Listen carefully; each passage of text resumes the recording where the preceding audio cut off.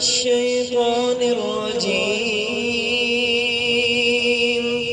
بسم الله الرحمن الرحيم. إن في خلق السماوات والأرض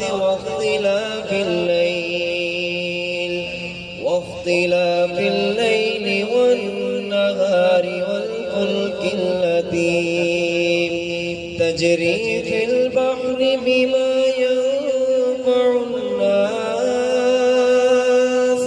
وما أنزل الله من السماء من ماء فأحيا به الأرض بعد موتها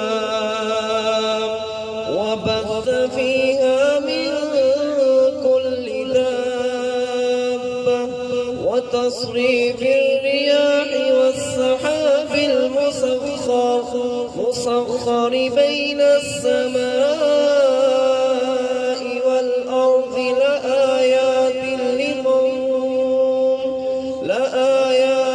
لقوم يعقلون.